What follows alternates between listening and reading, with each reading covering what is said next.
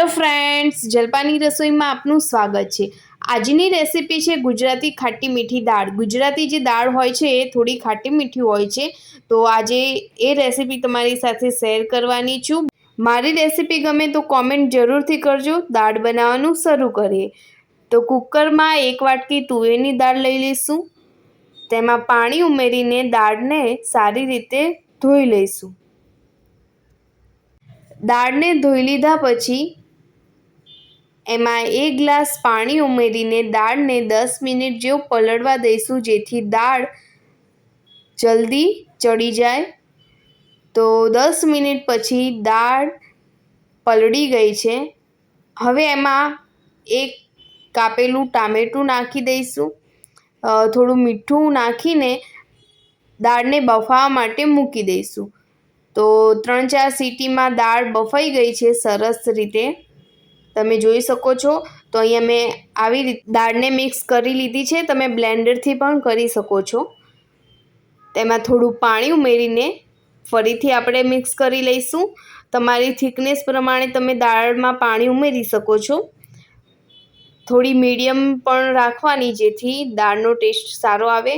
પછી એમાં આપણે લીલું મરચું એડ કરીશું, હળદર એડ કરીશું, લાલ મરચું પાવડર એડ કરીશું, ધાણા જીરું નાખીશું અને સ્વાદ મુજબ મીઠું એડ કરીશું।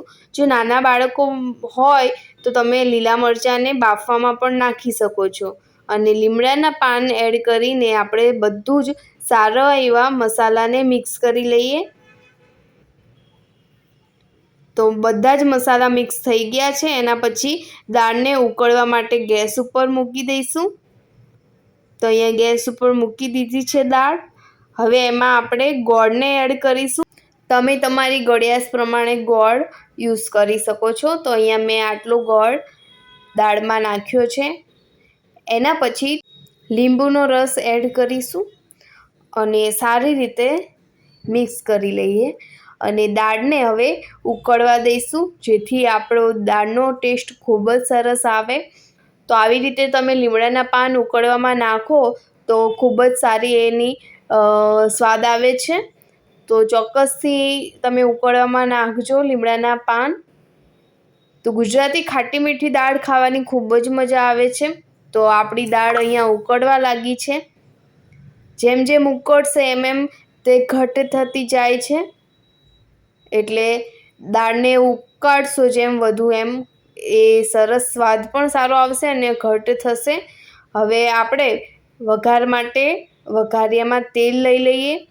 તેલ આવી જાય પછી તમાલપત્ર એડ કરી દઈએ। એના પછી સૂકા લાલ મરચાંને નાખી દઈએ। એના પછી રાઈ તતડી જાય પછી જીરું નાખીશું અને થોડી હિંગ નાખીશું। ઉપરથી લીમડાના પાન નાખીને આપણા વઘારને દાળમાં નાખી દઈશું। તો અહીંયા સરસ મજાની ખાટી મીઠી દાળ તૈયાર થઈ ગઈ છે। તમે જોઈ શકો છો કે એકદમ થિકનેસ પણ મેં મીડિયમ રાખી છે। હવે આપણે સર્વિંગ બાઉલમાં લઈ લઈએ। તો સરસ મજાની ખાટી મીઠી દાળ તૈયાર છે। તમને મારી રેસીપી ગમી હોય તો કોમેન્ટ કરજો અને મારી ચેનલને સબસ્ક્રાઈબ કરવાનું ના ભૂલતા। તો આવી જ રેસીપી જોવા માટે મારી ચેનલને સબસ્ક્રાઈબ કરી લેજો અને વિડીયોને શેર કરજો, લાઈક કરજો અને કોમેન્ટ કરજો।